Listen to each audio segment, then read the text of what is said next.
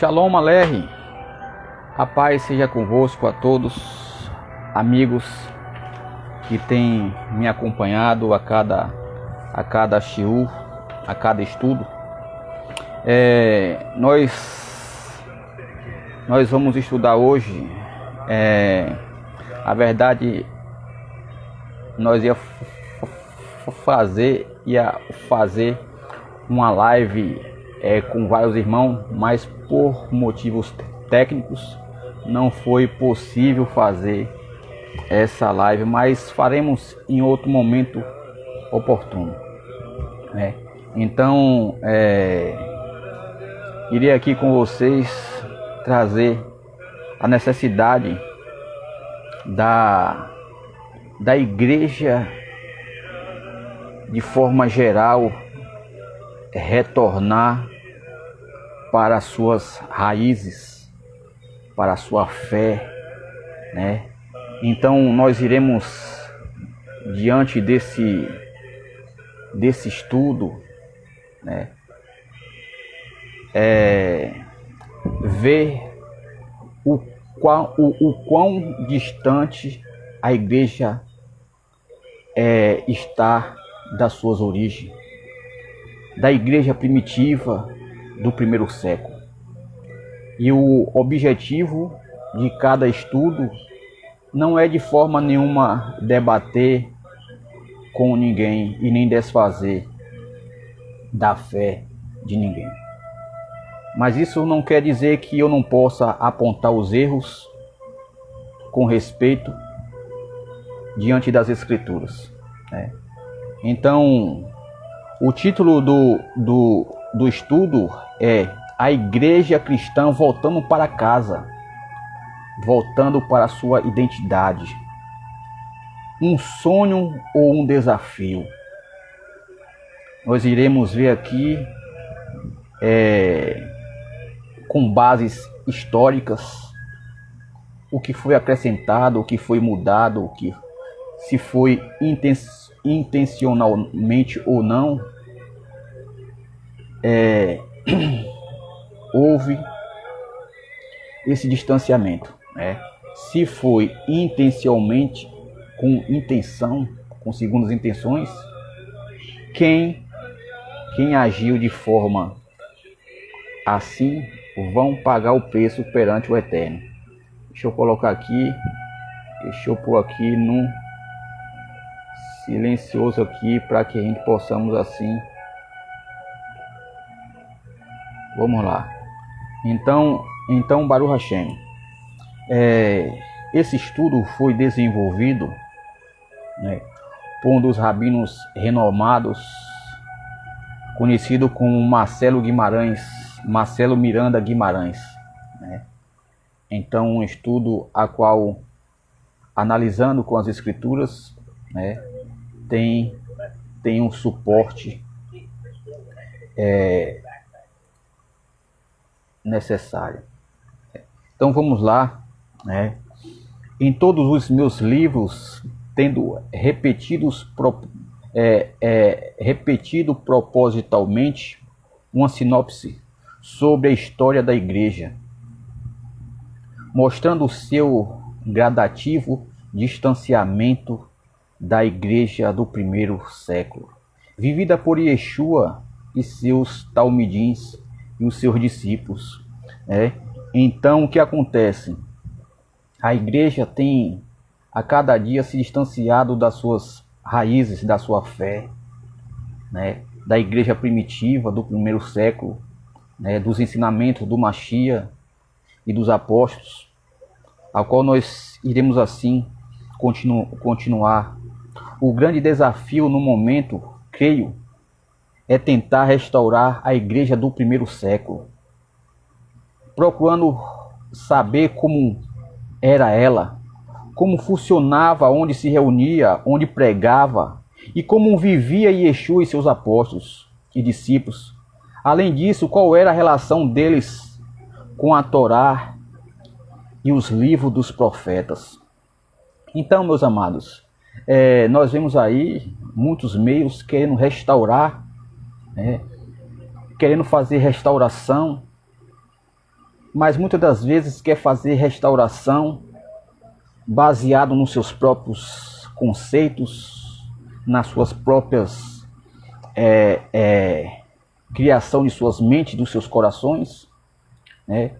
E muitas das vezes tem buscado fazer essa restauração sem o principal.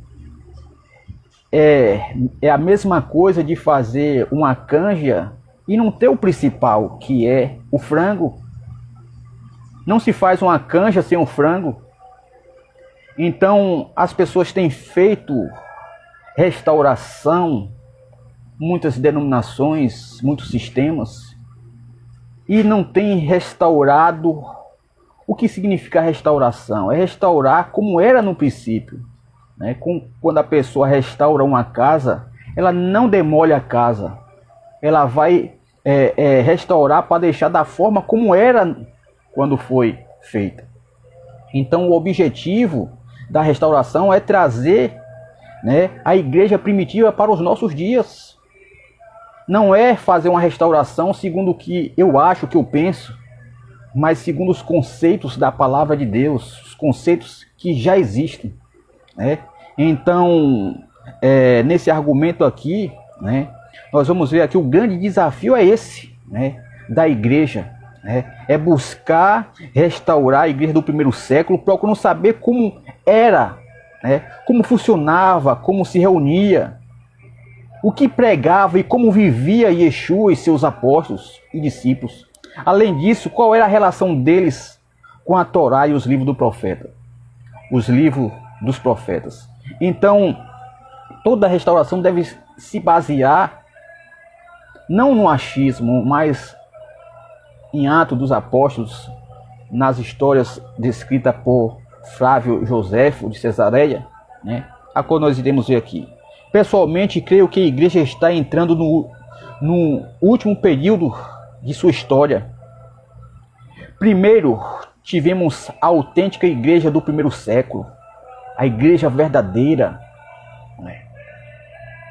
Depois, esta mudou-se para Roma e passou a ser dirigida de lá a partir do século IV. No século até o século XVI, tivemos a reforma dos protestantes. E agora creio muitos. Agora creio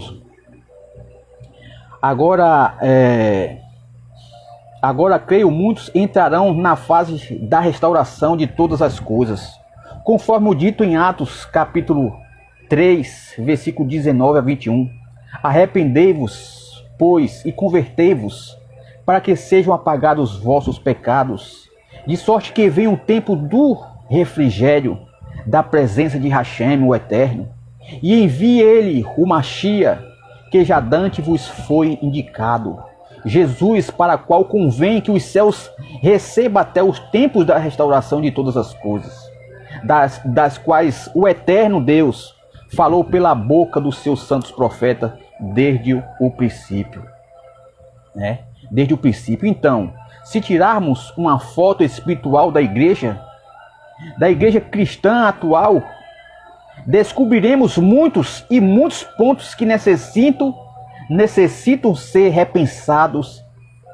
E se considerarmos a igreja deixada por Yeshua e seus talmidim, seus discípulos, como modelo a ser seguido, então a gente vemos que o retrato da igreja atual precisa muito ter reparos, né? Retornar à verdadeira igreja autêntica, deixada pelo Machia, né? A qual os apóstolos deram seguimentos, a qual nós devemos dar seguimento. Não precisamos criar um modelo de doutrinas, não precisamos criar sistemas a qual para nada aproveita a não ser divisão, né? Segundo o rabino, um dos rabinos conceituados, José Shula, o maior inimigo da fé é a religião, as religiões, porque afastam as pessoas de Deus, afastam as pessoas da comunidade verdadeira. Então vamos ver aqui, a igreja de Yeshua vivia num contexto judaico da época, fiel aos princípios da Torá ou de todo o Taná dos profetas, chamado Antigo Testamento, quando Paulo afirmou em sua carta a Timóteo que todas as escrituras é divinamente inspirada e proveitosa para ensinar, para repreender, para corrigir, para instruir em justiça, para que o homem de Deus seja perfeito e perfeitamente preparado para toda boa obra. Esse versículo está em Timóteo, 2 Timóteo, capítulo 3, 16 e 17. Na época em que Paulo escreveu este texto, obviamente não existia ainda o que conhecemos por Novo Testamento, composto pelos quatro evangelhos, as cartas do próprio apóstolo Paulo, e de João, e de Pedro, e Tiago e outros. Quando Paulo diz as escrituras, com certeza e absoluta estava se referindo-se ao Taná judaico. Yeshua era e continua sendo judeu.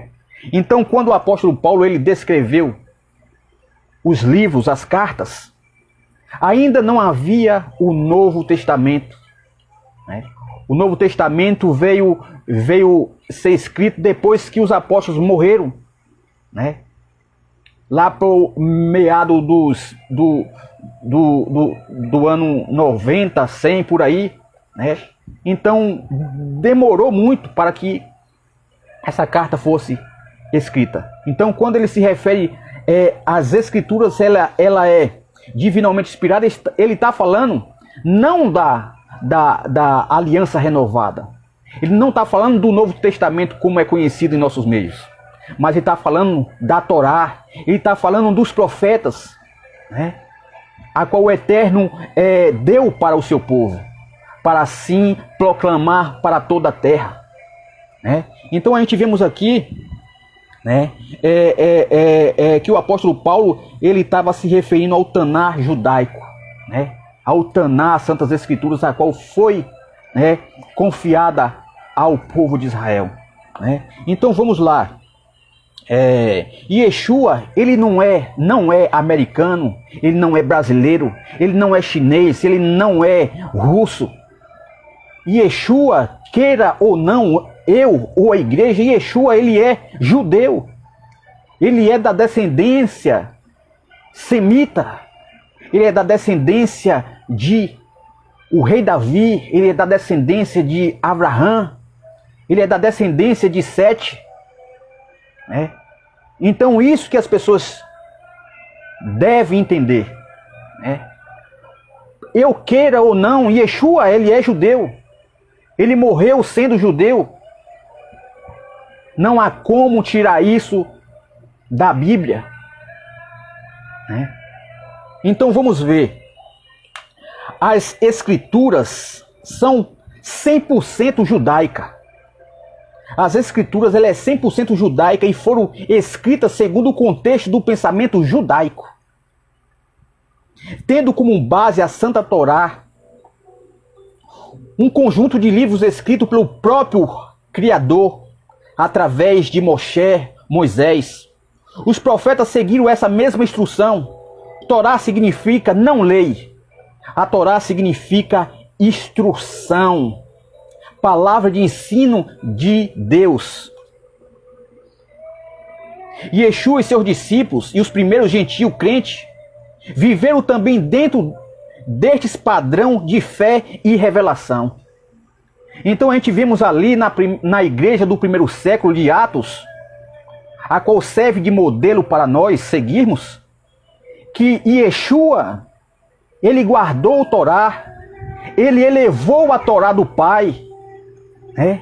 Ele exaltou a Torá do Criador. E os discípulos, os apóstolos, eles deram seguimento ao qual os que não eram judeus, que entravam a fé judaica, eles seguiram os mesmos preceitos, os mesmos ensinamentos. É impossível um discípulo, um que lê a palavra de Deus, leia Atos dos Apóstolos e não confirme o que está escrito em Atos, a qual Yeshua falou. Yeshua falou: vós sois as minhas testemunhas. Ide, proclame essa palavra, essa doutrina nos confins da terra. E nós não temos visto isso. A igreja, ela se afastou da sua origem, da sua identidade, e necessita com urgência voltar para casa, para a casa do Pai. Então nós vimos aqui que a igreja do primeiro século, os gentios, eles seguiram os mesmos ensinamentos dos apóstolos. Cornélio, quando chega lá em Atos capítulo 10, Cornélio era um homem que era temente a Deus, praticava tzedakah,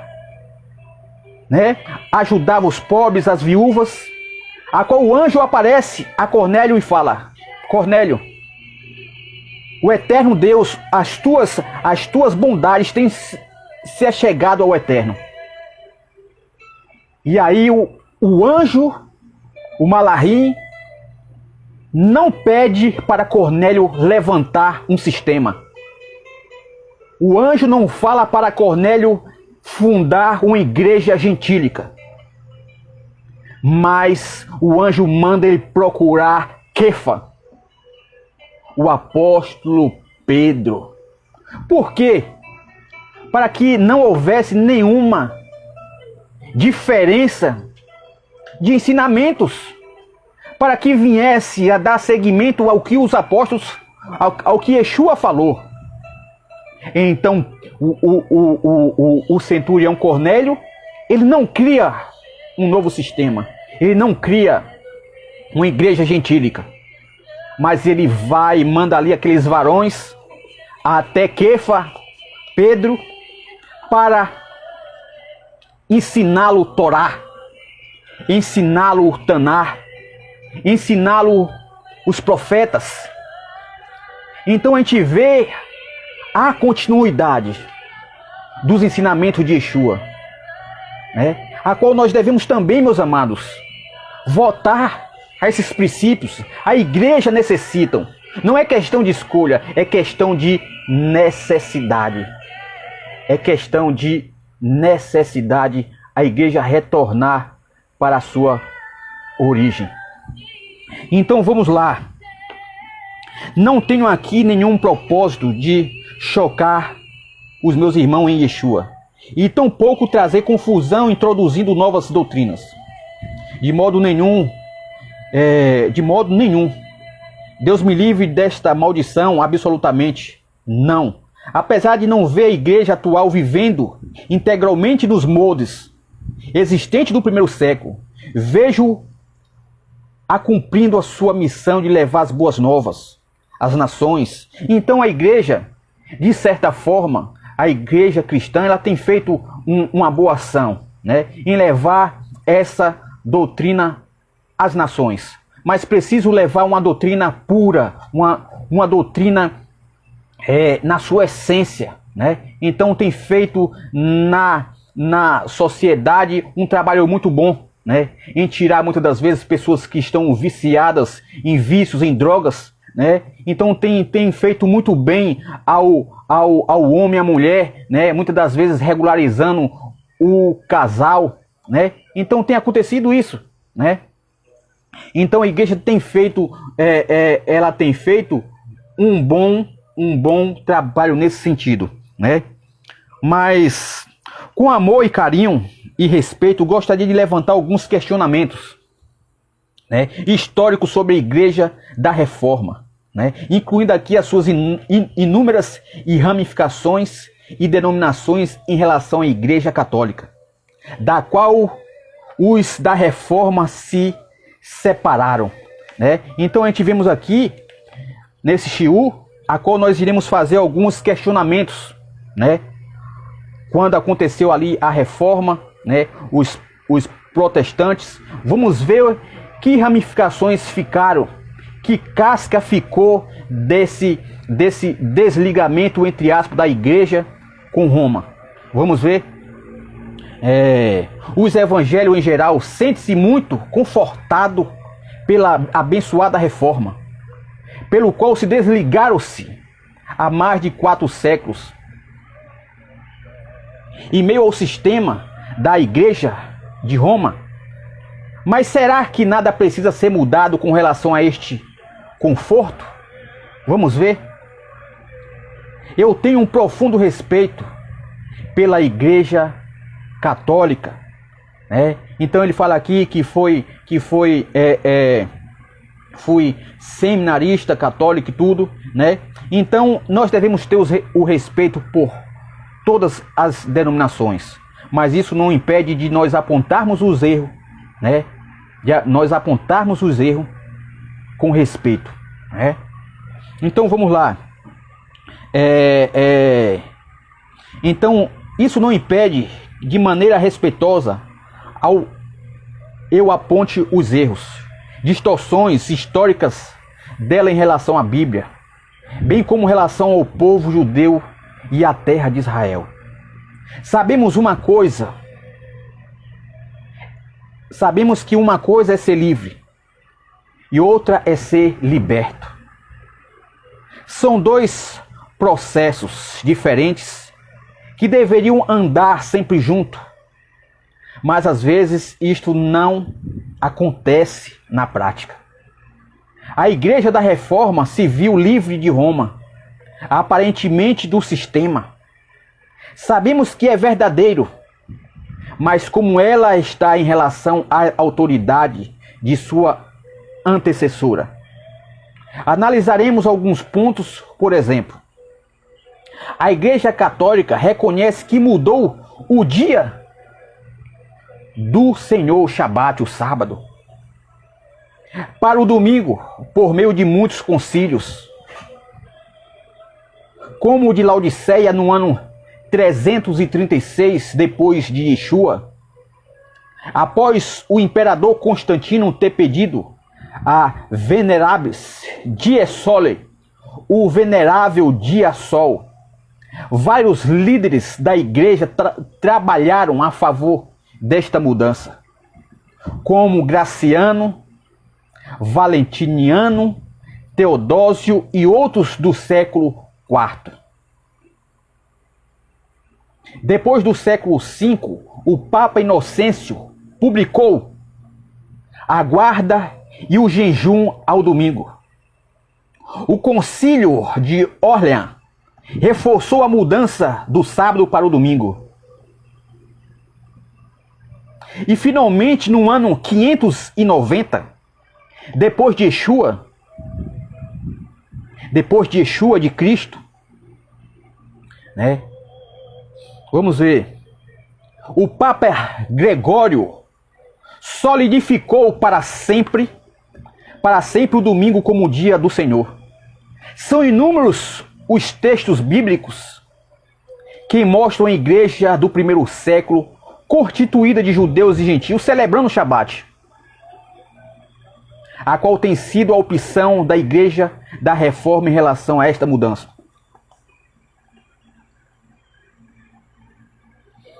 Qual tem sido a sua posição de cristão diante desse verídico fato que aconteceu?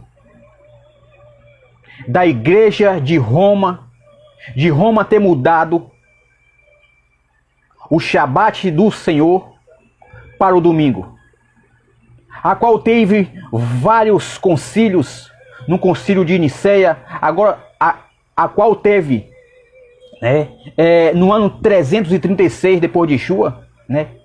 Houve decretos e mais decretos para que viessem a constituir o domingo como o dia do Eterno. E qual tem sido a sua posição de como cristão, de como discípulo de Jesus? Será que você tem absolvido essa autoridade sobre a sua vida? Será que você tem sido, tem estado acomodado com essa situação?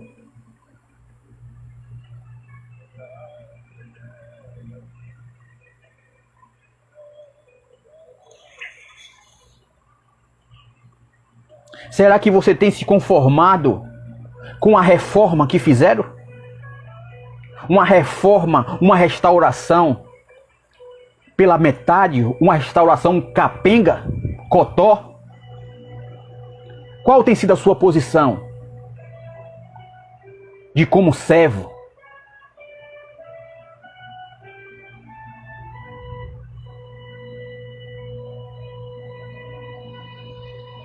A Igreja Católica desvinculou-se do calendário litúrgico judaico para impor o seu próprio calendário. Ela se diz neste direito e não temos o que discutir. Então o que aconteceu? Em vários concílios, em vários concílios de Nicéia, de Antioquia, a Igreja de Roma Católica, ela se desvinculou de Israel, criando o seu próprio calendário, o calendário gregoriano, ao qual todas as nações se baseiam pelo sol, E nós vamos ver aqui, Então ela se desvinculou do calendário litúrgico judaico para impor o seu próprio calendário. Ela se diz nesse direito e não temos o que discutir. Mas cabe a nós a decisão de segui-lo ou não. Por exemplo, os evangélicos celebram mesmo o domingo da ressurreição definido por Roma.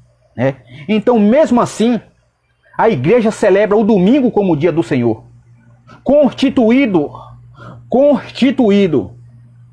por Roma no ano 336 depois de Cristo.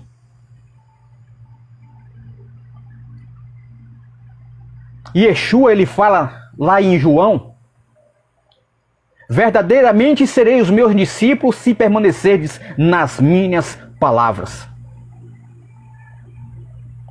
Será que nós temos colocado como autoridade Yeshua sobre nossas vidas, ou colocado Roma? Ou colocado os conceitos da Igreja Católica?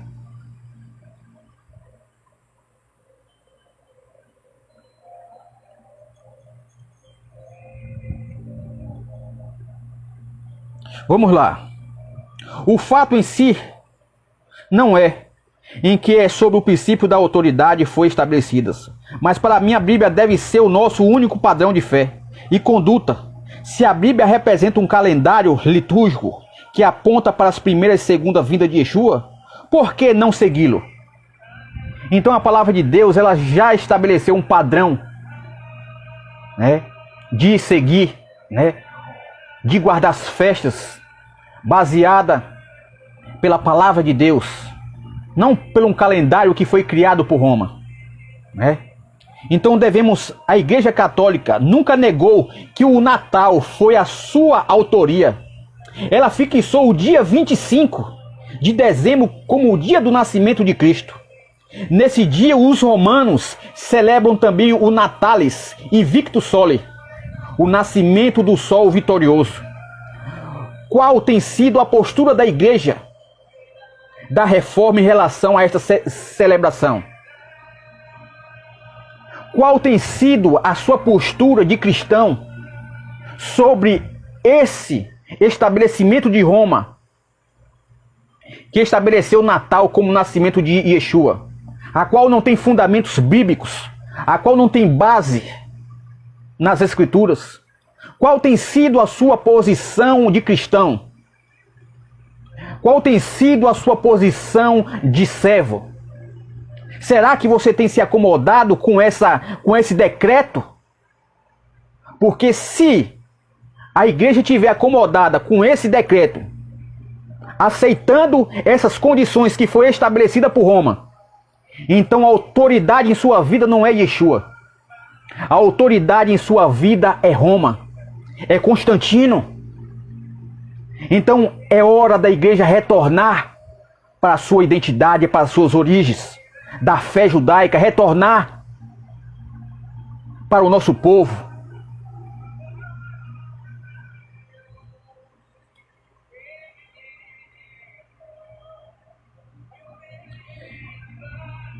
Neste dia, os romanos, ele idolatra Invicto Deus Sol. Observe que não estou preocupado com o dia do nascimento de Cristo, mas com o princípio da autoridade que assim determinou. Porque o nascimento de Yeshua,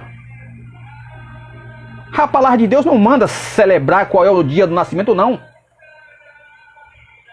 Não tem dias específicos. Ao contrário, nessa época lá em Israel, é inverno. E segundo a palavra de Deus, inverno em Israel é muito frio. Chega até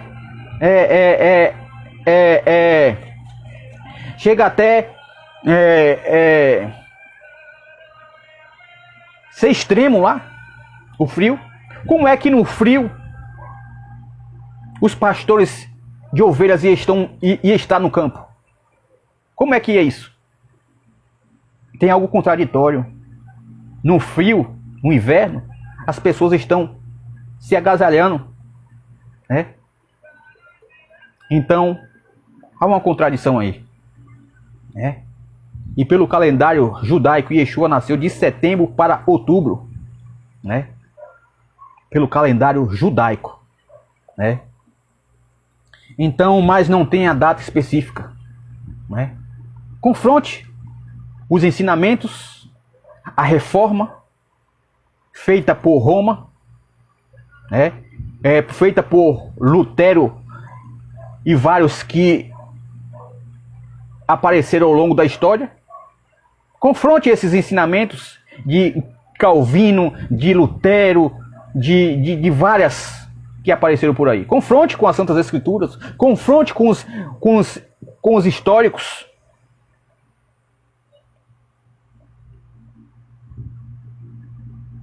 O calendário civil, chamado também de gregoriano, segundo o sistema solar, é universalmente seguido por todos os cristãos. E no mundo, todos sem exceção,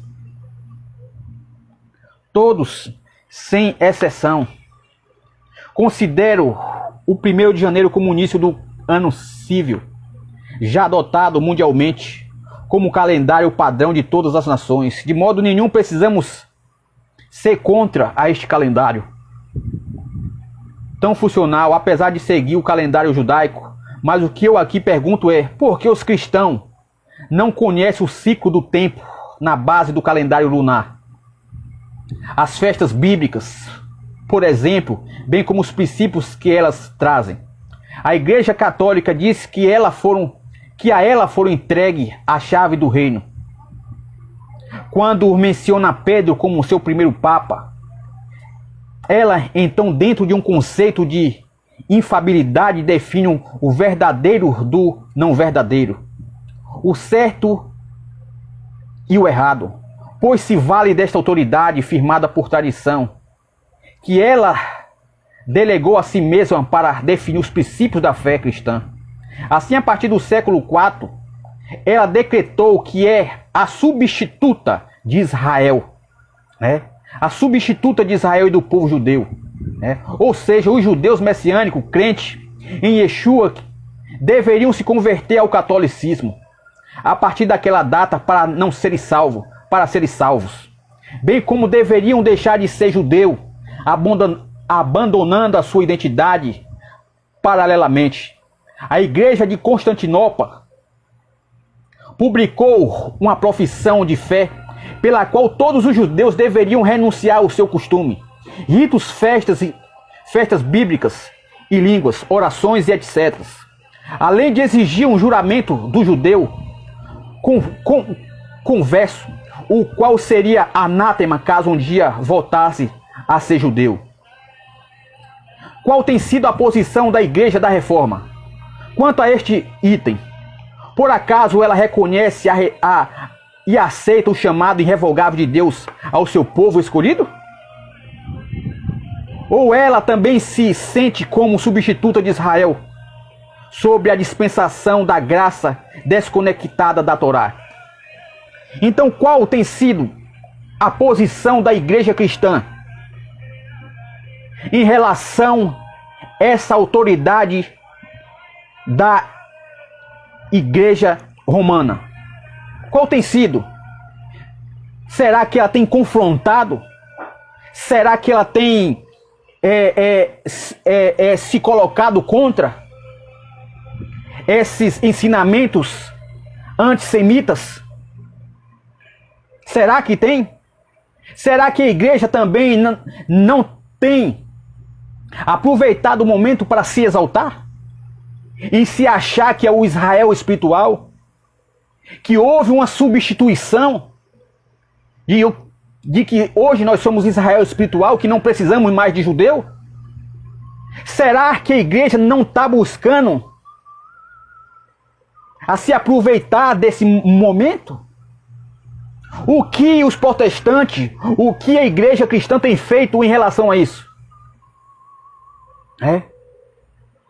Então, nós vimos aqui que no quarto século decretou a substituição de Israel do povo judeu.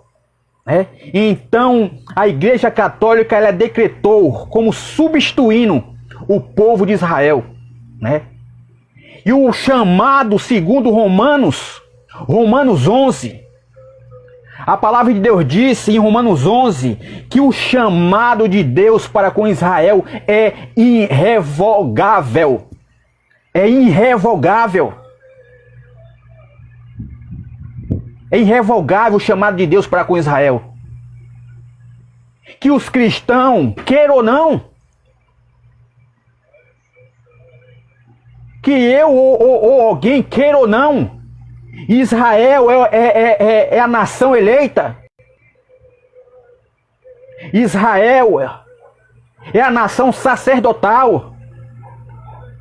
Não é à toa que Yeshua falou dos judeus vem a salvação. O próprio Yeshua falou isso. A salvação vem dos judeus. Porque essa Bíblia que está em minha mão, que está em sua mão, a origem dela é judaica. Em Romanos, diz que a eles foram confiados a outorga da Torá. A eles foram entregue a eles a forma de cultuar ao Eterno. Não foi a Roma.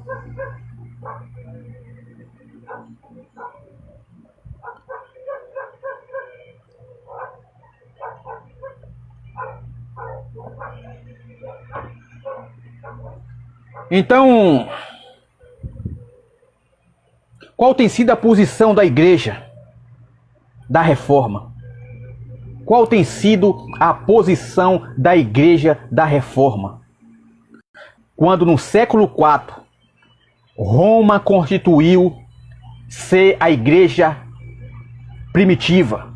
Roma constituiu sendo a substituta de Israel, a qual a igreja hoje, infelizmente, tem se colocado como Israel espiritual, levando a palavra de Deus a se contradizer.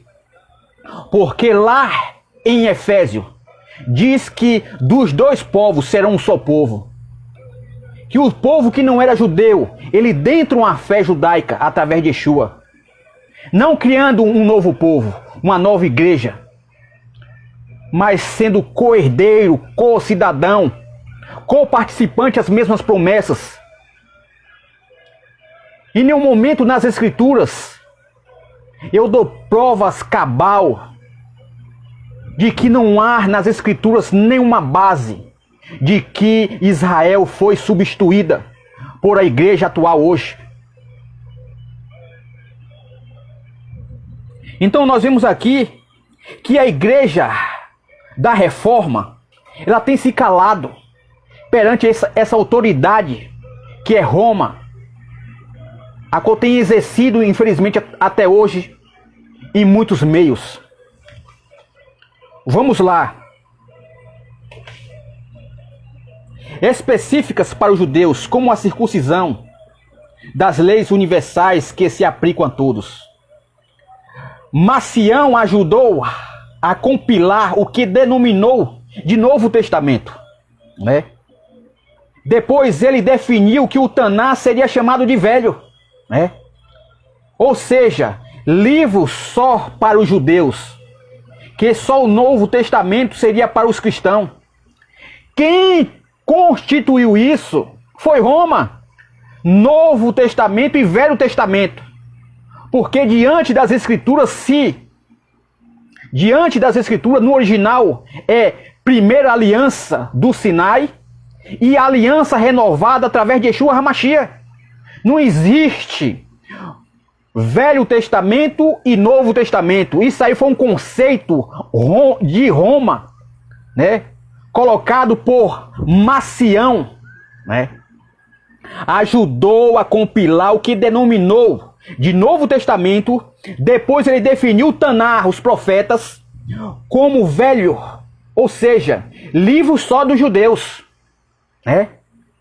E que o Novo Testamento seria para os cristãos. Mais tarde, a Igreja Católica definiu a cronologia dos livros da Bíblia, independentemente da tradição e do pensamento judaico. Como é que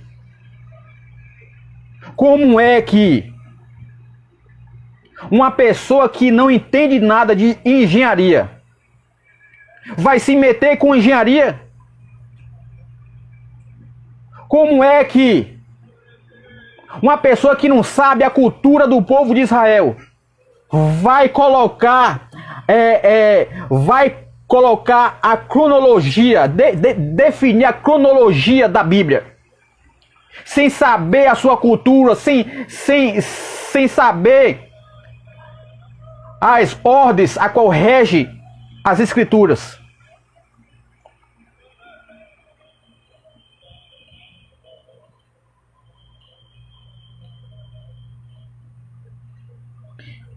Hoje a Igreja da Reforma continua obedecendo aos mesmos princípios, ou seja, as versões bíblicas da Reforma de King James, por exemplo, segue quase os mesmos padrão da Igreja da Bíblia na versão católica de Jerônimo. Nessa Bíblia encontra-se a terminologia Velho e Novo Testamento, e ambas diferem da ordem canônica e da cronologia bíblica judaica, além de conter vários erros de traduções, quer por ignorância, quer por propositalmente, né? Então a Bíblia, infelizmente, foi traduzida por um padre, João Ferreira de Almeida, foi traduzida por Roma, né? Então há alguns erros de tradução, né? Então até na ordem cronológica eles erraram. Se eles não sabem a cultura, né? Se eles não sabem nada do judaísmo, né? A Igreja Católica definiu que o batismo seria em nome do Pai, do Filho e do Espírito Santo. Hoje a Igreja da Reforma segue as mesmas fórmulas e não se deu conta de nenhum lugar no Novo Testamento encontramos um apóstolo batizando assim. Então o que acontece? A Igreja Romana Católica, ela constituiu batizar em nome do Pai, do Filho e do Espírito Santo, a qual eu coloco aqui que alguém no Novo Testamento prove que os talmidins, os discípulos, os apóstolos batizaram em nome do Pai, do Filho e do Espírito Santo. Nenhum deles batizaram em nome do Pai, do Filho e do Espírito Santo. Todos eles, em Atos dos Apóstolos, batizaram tudo em nome de Yeshua, em nome de Jesus. E qual tem sido a posição da Igreja da Reforma do cristianismo? Qual tem sido a posição da Igreja? Será que tem aceitado essa autoridade sobre o corpo, sobre a Igreja? Será que o corpo, que a Igreja não tem contestado isso? Será que tem aceitado a autoridade de Roma em sua vida? Em dar continuidade ao que Roma estabeleceu? Batizar em nome do Pai, do Filho e do Espírito Santo, a qual o único O único versículo, né? O único versículo que fala disso é em Mateus 28:19, a qual no original não está assim, né? Então foi um acréscimo de Roma. E se a igreja, ela se cala perante isso, ela está dizendo que a autoridade dela não é Yeshua sobre a sua vida. É Roma, né? Se a igreja tem se calado perante isso, a igreja tem sido discípulo de Roma, não tem sido discípulo de Yeshua. Porque olha só o que Yeshua fala aqui. Olha só o que Yeshua fala aqui. Vamos lá passear pela palavra de Deus. Olha aqui o que diz a palavra de Deus.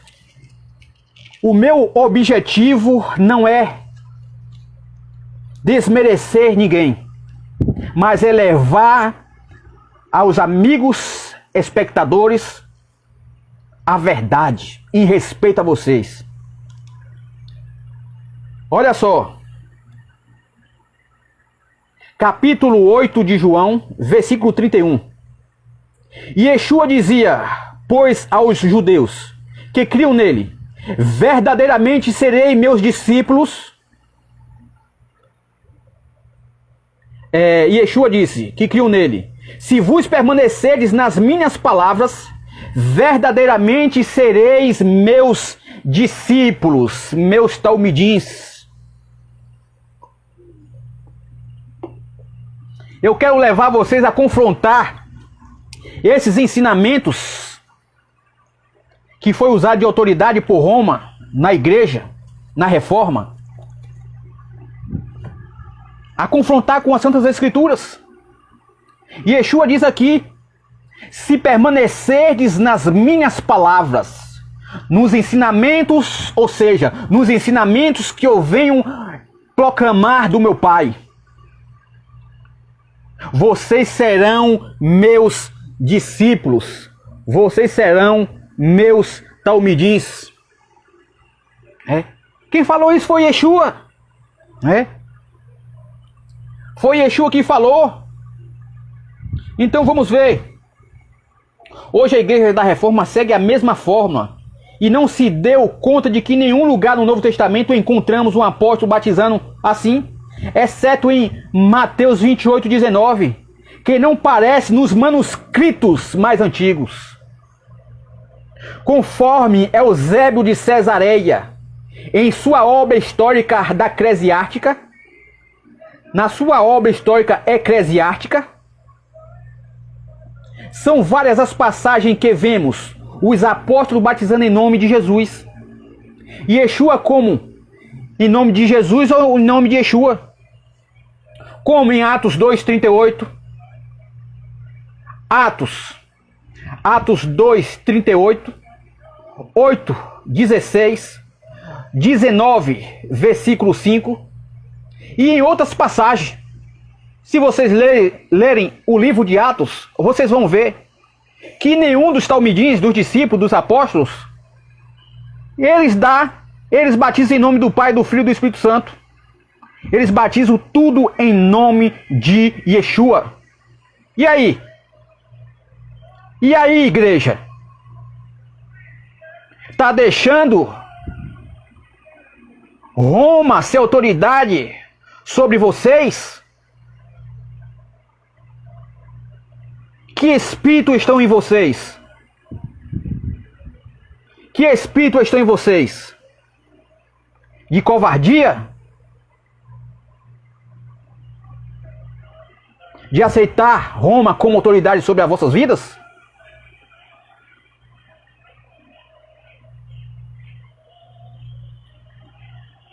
Não devemos ser discípulo de Roma.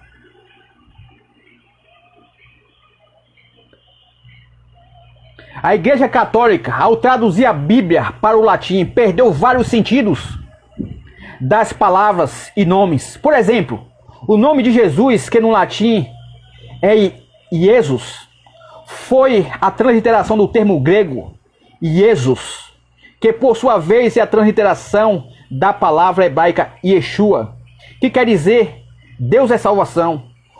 Nome este que constam tanto no Antigo como no Novo. O mesmo acontece com o nome Deus em hebraico, tanto o nome Deus como o de Yeshua na mesma raiz, né? Da YHV, Yud Re Vav Re. Outro exemplo, poucos cristãos sabem o que significa acróstico, amém, ou o termo balá, que significa abençoar. No sentido hebraico, balá significa conceder a alguém poder para que este receba a bênção, seja bem-sucedido e próspero. Existem inúmeros erros de tradução, frutos de desconhecimento da língua hebraica, a começar pela alteração dos nomes dos livros da Bíblia, como Torá. Instrução significa instrução, ensino de Deus. Colocar o Pentateuco, de Shemot, Pentateuco,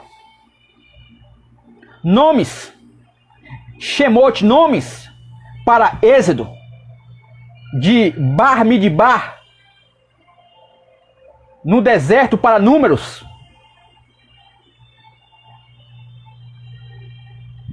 E etc. Qual tem sido o contexto no qual a Igreja da Reforma se baseia para interpretar as Escrituras? A cultura ocidental, europeia e americana, influenciada pela cultura e pensamentos helênicos, tem contextualizado a Bíblia em suas próprias culturas, dando a devida atenção ao seu contexto judaico e original. A Igreja Católica afirma ser a fiel depositada da palavra da fé. A Bíblia afirma que ao povo judeu foram confiados os oráculos de Deus. Em Romanos, capítulo 9, versículo 4 diz que aos judeus foram confiados, vamos ver?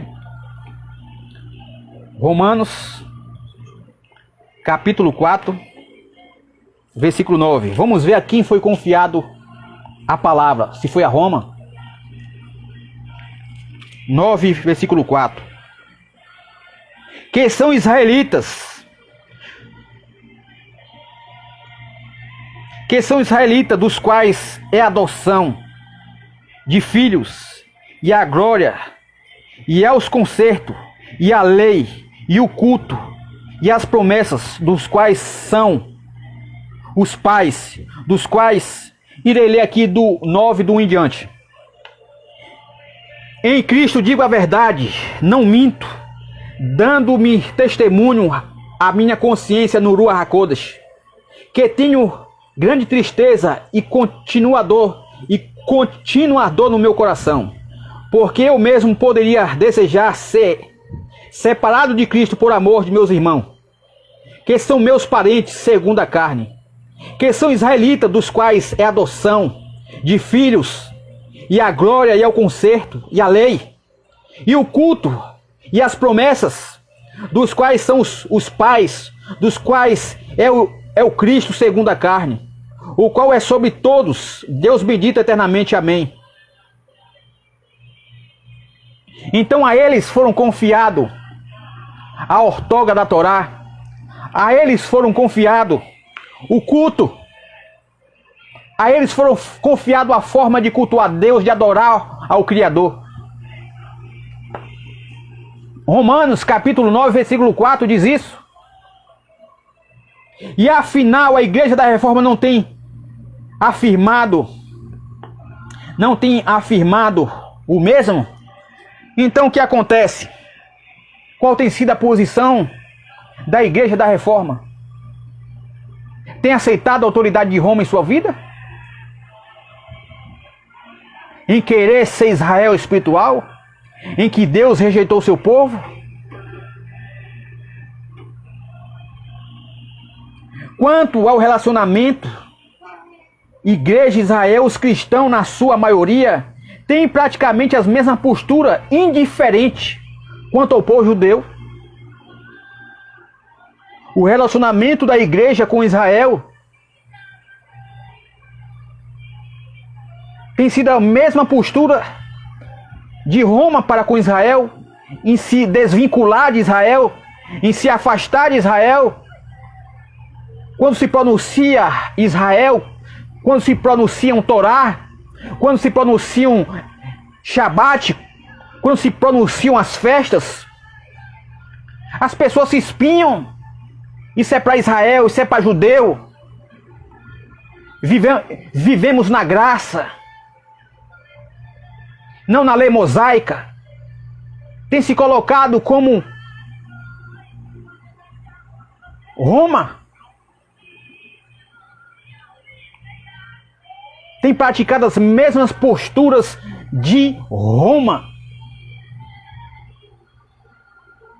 Será que a igreja tem contestado essa autoridade sobre a vida delas? Não devemos deixar que a autoridade da igreja de Roma venha ter poder sobre nossas vidas. Então, o conceito de que os judeus foram os assassinos, pensamento tão difundido da Igreja Católica durante os primórdios de sua fundação, ainda se encontra em espaço no meio da Igreja da Reforma. Ainda encontramos muitos antissemitismo no meio do cristianismo. Os erros históricos, como as cruzadas, a Inquisição, em relação a Israel e ao povo judeu, o amor a Israel, o comprometimento com a sua salvação, bem como os investimentos feitos pelos cristãos nos últimos séculos, têm sido insignificantes se levarmos em conta os textos bíblicos que solicitam a igreja interceder constantemente pela salvação do povo de Israel, bem como ajudar os judeus, incluindo os messiânicos de Israel, com bens materiais, em Romanos 15, 27. Então, qual tem sido a postura da Igreja da Reforma?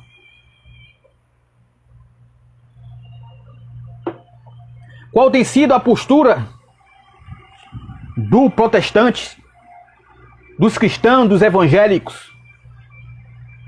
Qual tem sido a sua postura?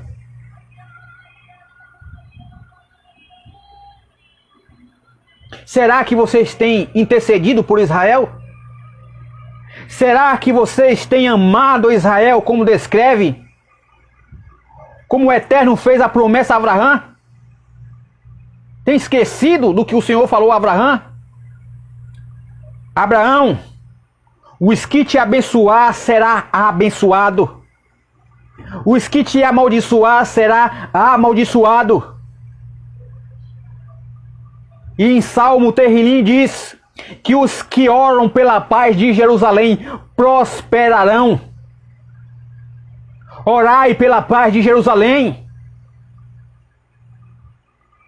Será que vocês têm esquecido do que o Eterno falou? Será que vocês têm deixado a igreja de Roma exercer autoridade sobre a vida de vocês?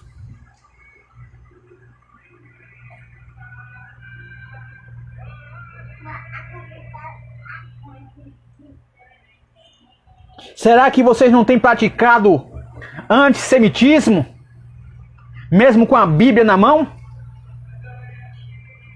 Porque é impossível escrituralmente falando, eu abrir a minha boca em falar que amo a Yeshua, Jesus, e odiar o seu povo. Não querer saber nada do seu povo, da sua raiz, das suas origens, da sua cultura. É impossível.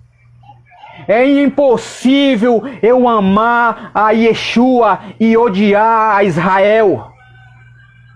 Não tem como desvincular Yeshua de Israel. Yeshua, ele é judeu. Ele não é romano. Ele não é brasileiro. Será que a igreja não tem se conformado? Não tem estado no conforto, no comodismo? A reforma? Tem aceitado a reforma em sua vida?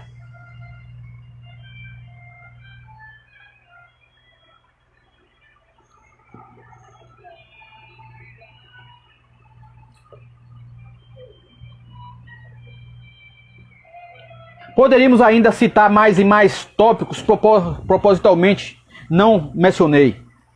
O conceito trinitariano, outro conceito criado por Roma, o trinitariano, a trindade.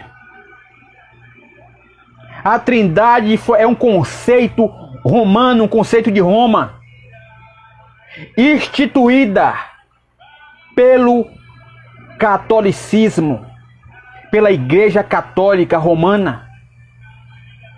A trindade não tem fundamento escritural. Não tem. Olha o que diz aqui na Torá. Olha o que diz a Torá. Isso aqui, ó, Yeshua estudava Torá. Isso, Yeshua estudava Torá. Os profetas, os talmidins, estudavam Torá. Irei aqui ler o estatuto de fé do nosso povo, a qual o Eterno constituiu, não Roma, aqui em Devarim, capítulo 6. A minha função como servo do Eterno é levar aos amigos internautas, à igreja, a repensar sobre os conceitos que foram feitos na reforma. Devarim capítulo 6. Olha só o que diz o Eterno na Torá, a qual os profetas estudaram, a qual Yeshua estudou na Torá. Devarim capítulo 6. Aqui sim, Yeshua estudou Torá, os profetas estudou Torá, os talmidins estudou Torá, os discípulos. Irei ler aqui para vocês. Olha o que diz.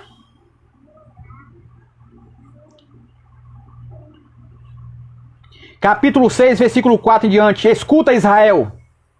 O Eterno é nosso Deus. O Eterno é um.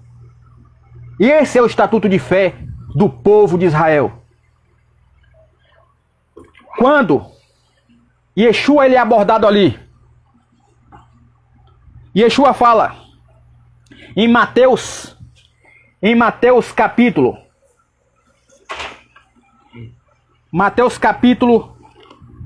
22. Olha o que Yeshua fala. Olha só o que Yeshua fala em Matitiarro, capítulo 22, 36.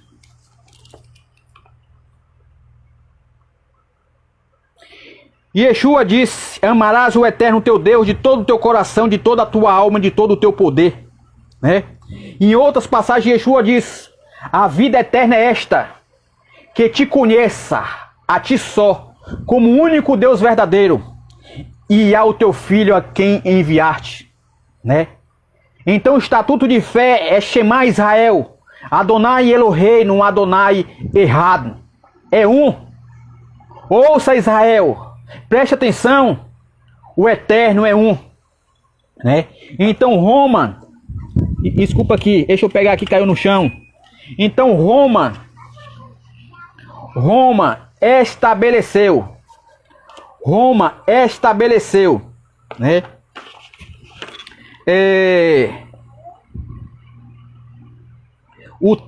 A trindade, Roma foi que estabeleceu a Trindade como Santíssima, porque de Santíssima não tem nada, né? Deus Pai, Deus Filho e Deus Espírito.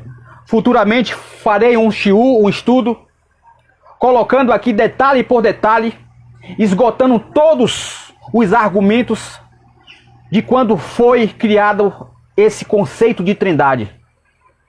Mas agora estarei dando importância o quanto a igreja ela se desvinculou da sua identidade, né? Então, sobre a necessidade da restauração dos modos da igreja primitiva.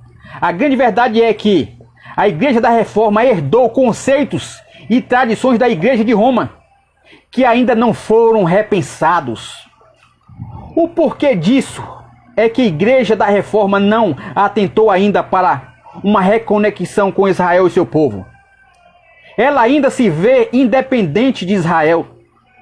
Embora os seus membros em Cristo tivessem sido enxertados na oliveira, Israel, ela não consegue ter uma clareza dos ramos naturais que estão sendo reenxertados aos judeus messiânicos, que preservam a sua identidade judaica, a fim de que o cumprimento profético se conclua.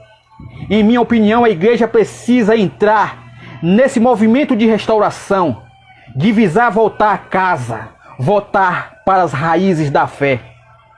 Então há uma necessidade da igreja saber que necessita de estar ligada a Israel, de voltar para Israel, de ser enxertada ao povo, à massa, né? Não continuar distante, porque quem distanciou não foi Deus, foi Roma, né? A qual se desvinculou. Então, para o texto da igreja do primeiro século, onde os judeus e gentios crentes crente em Cristo, constitui a única família. Então a igreja cristã do primeiro século, da igreja primitiva de Atos, eles eram uma só família, né? Uma só doutrina o preenchiam. Não existiam duas doutrinas para eles. Era uma só doutrina.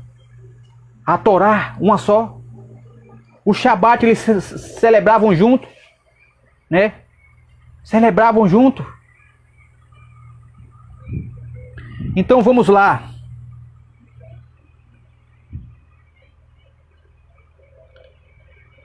Os judeus, gentios e crente em Cristo constituem a única família, a família de Deus, em Efésios 2,19. Né? A igreja ordierna precisava voltar para a casa onde nasceu, investir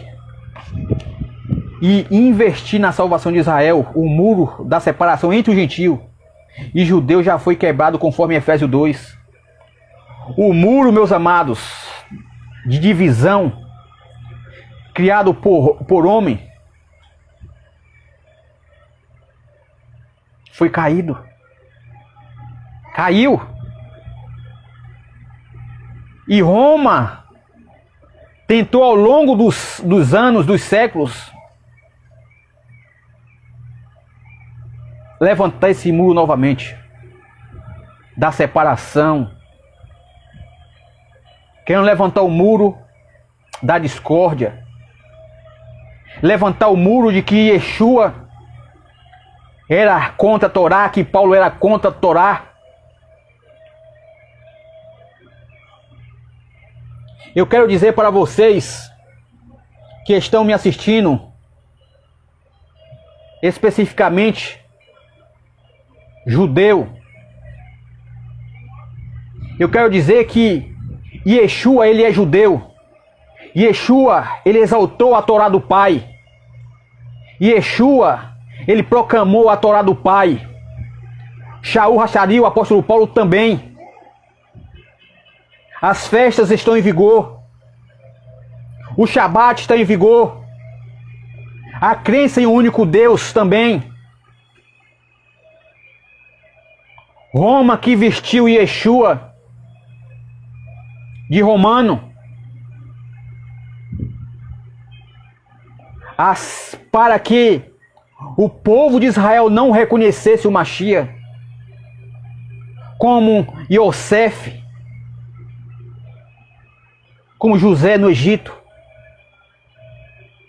Mas estamos aqui para mostrar a igreja, para mostrar ao nosso povo de Israel, ao qual é até hoje o relógio de Deus para a volta do Mashiach, que apesar de Yeshua estar em Roma, apesar de Yeshua estar vestido de romano, Yeshua é judeu, Yeshua é da descendência de Davi, Yeshua é da descendência de Abraão.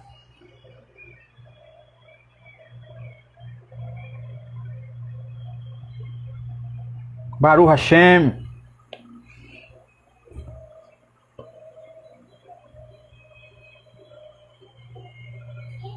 O diabo sempre quis reconstruir este muro de separação, pois ele mesmo sabe que há uma autoridade na terra, a qual nem as portas do inferno prevalecem. A igreja, eu não creio numa igreja vitoriosa separada de Yeshua. Para mim não tem sentido um arrebatamento da igreja gentílica sem a presença de Israel salvo. A igreja idealizada por Deus inclui primeiramente os judeus, depois os gentios em Cristo. Deus, em sua soberania, fez com que os judeus tivessem cegos, surdos em relação ao Messias, Yeshua. Mas por tempo, no final, os últimos judeus serão os primeiros. O chamado irrevogável de Deus para com seu povo escolhido é inquestionável. Em Jeremias capítulo 31, do 35 a 37, em Romanos capítulo 11, versículo 29, ele, o Messias, não voltará para implantar o seu reino em Nova York, ou em Brasília, ou em Pequim. Yeshua, ele voltará. Ele voltará. Cremos em breve para Jerusalém, como descreve lá em Zacarias, que ele entrará como foi profetizado pelo profeta Ezequiel, que Yeshua, aquela porta dourada que está lá até hoje, Yeshua entrará pelas portas douradas, a qual está lá em Israel, aleluia, a qual descreve lá em Zacarias que quando o Mashiach vier, com toda a sua glória, com todos os santos anjos, ele pisará no Monte das Oliveiras, cumprindo o que ele falou com os seus talmidins, que o mesmo Mashiach, o anjo fala, que tu tem visto subir, ele mesmo voltará aqui. A qual descreve lá em Zacarias que o Mashiach entrará pela porta dourada, se cumprindo a profecia de Ezequiel. Tamparam a porta e só o Mashiach entra lá pelaquela porta. Já tentaram reabrir essa porta e nunca conseguiram. Fizeram um cemitério na porta da entrada da porta dourada, porque, segundo eles pensando que o Mashiach não ia entrar ali, porque um sacerdote ou sumo sacerdote não pode ser contaminado. Mas segundo Zacarias, se abrirá a terra no Monte das Oliveiras, cumprindo as profecias. Baruch Hashem. Então Yeshua voltará não para Nova York, não para Paris, não para Pequim, não para Brasília, mas ele voltará para Israel, como descreve lá em Mateus 25, 31, voltará e se assentará no trono da sua glória, voltará para ficar, não existe outro retorno, volta e fica. Então, e o seu povo receberá como rei, se cumprindo o que Yeshua fala. Tu não me verás mais, Israel, até que diga, Baruch Rabá, Beshem Adonai, bendito é o que vem em nome de Adonai. Aleluia. Ninguém pode mudar isso. Nem Roma, as portas do inferno não prevalecerá contra a igreja de Elohim, contra a Carrala, contra a congregação de Elohim. Não prevalecerá a mentira.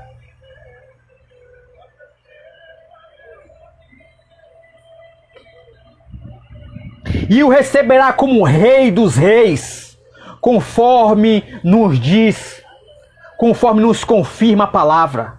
Meu intuito não é dividir de forma nenhuma a igreja. Descreve aqui o rabino, a igreja cristã. Mas escrever este artigo, pelo contrário, o meu desejo sincero é a nossa unidade. Não se trata também de ajuntar todas as denominações cristãs, mas aquilo que nos une é o sangue do Mashiach, né? Sua salvação e vida eterna deveria falar mais alto do que nossas diferenças. A igreja cristã deveria entender mais do seu papel quanto à salvação de Israel e de seu povo. Deveria ver Israel e os judeus em diáspora, regressando à terra e seus ancestrais como sinais da vinda do Mashiach, Yeshua.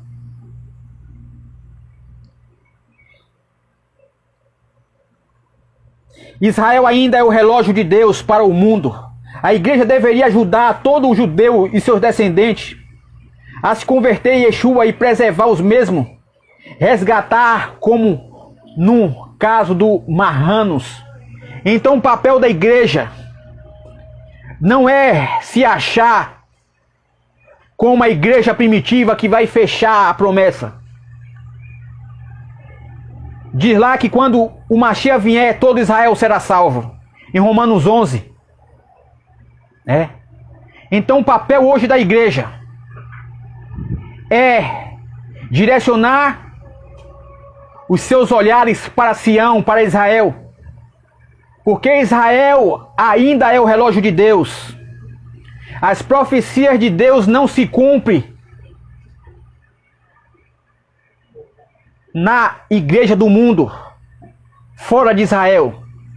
Todas as profecias se cumprem em Israel. Desde 1948, quando o conselheiro na ONU, Oswaldo Aranha, deu um voto para reconhecer Israel como nação, se cumprindo uma profecia de Isaías, o povo de Israel começaram a regressar para a sua terra. E ali começou o relógio a contar de que o Mashiach voltará para estabelecer o seu reino de justiça, o seu reino de paz, de shalom, de plenitude. Sua identidade judaica, pois ela está conectada ao cumprimento profético. Profético messiânico no contexto e da restauração das tribos, que constituirá o povo judeu remanescente da terra de Israel, para onde o Messias Yeshua retornará.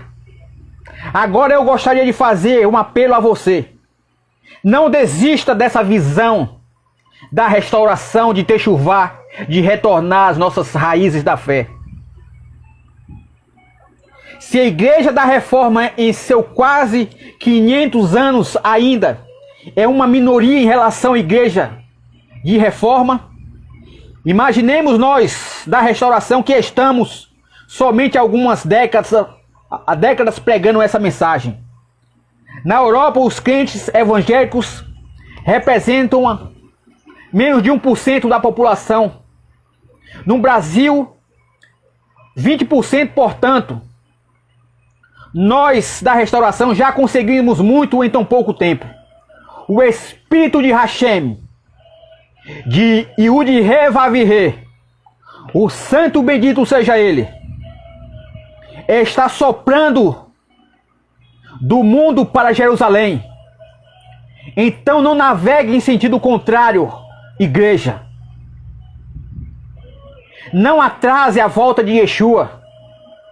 Lute e permaneça firme, e haverá perseguições, oposições e injustiça contra nós. Mas isso não é nada para Deus. Ele é soberano para sempre, para que a sua vontade se estabeleça e prevaleça. Agora a decisão de continuar firme nessa visão é totalmente sua, minha e de vocês. Este é o seu desafio. Não um sonho, mas não um sonho, um desejo. Finalmente, conforme o Evangelho de Yohanan, João, Yeshua rogou para que nós fôssemos um, assim como ele e o Pai também são um, a fim de que o mundo creia que ele, o Messias, foi criado por parte de Deus. Em Yohanan, João, capítulo 17, versículo 21, o noivo espera ver a sua noiva num só corpo, numa só família, judeu e gentil, crente. Efésios 2, 19, é tempo de restaurar, é tempo de voltar às nossas raízes, é tempo de voltar para casa, igreja. Por isso, é tempo de reconciliar e declarar a nossa unidade e as boas novas até os confins da terra. Maranata, seja breve sua vinda, Senhor Yeshua HaMashiach, Baruch Hashem. Então, meus amados, sabemos que é uma missão árdua, é uma missão que requer coragem, é uma missão que requer determinação, é uma missão que requer insistência. Yeshua, ele fala que não chamou os tímidos, mas os corajosos, Então devemos levar essa palavra de techuvá, de retorno, para a igreja retornar para a sua identidade, voltar para casa, da onde tudo começou, da onde tudo o Eterno determinou que fosse se anunciado ao mundo. De forma nenhuma é criar divisão, mas levar todos através de Yeshua, techuvá, retorno às verdadeiras raízes de nossa fé. A nossa fé não é uma fé romana, meus amados. A nossa fé é uma fé judaica. É uma fé monoteísta. A fé abraâmica, de Abraão, de Isaac, de Jacó. Não precisamos, meus amados, de conceitos de homens. A igreja não precisa de conceitos de homens. Não precisa de uma nova forma de cultuar a Deus, de adorar ao Criador. A igreja, a Kahal de Elohim, ela não precisa de identidade, porque ela já tem a identidade. A nossa identidade está escrito em Atos dos Apóstolos, na igreja do primeiro século, a igreja primitiva. Devemos nos basear nossa fé, como descreve em Efésios capítulo 2, 20. Baseado sobre o fundamento dos apóstolos e dos profetas, a qual a pedra angular é Yeshua. Não aceite a autoridade de Roma sobre a sua vida, sobre a vida da igreja. Vamos junto unir a nossa fé. Vamos junto levar a restauração da forma certa, da forma correta para o mundo. Através das redes sociais, através do culto, nas praças, anunciando a verdadeira doutrina, o segmento que Yeshua mandou para os seus apóstolos, para os seus talmidins. Não criando os novos conceitos, novas doutrinas. Não criando cercas em torno de filosofias humanas. Chega de Roma. Vamos nos desligar das cascas romanas, do paganismo, que muitas das vezes insiste em estar dentro da igreja. Shalom, shalom, e em té, mais que o Eterno abençoe a todos. Shalom, shalom, através de Yeshua.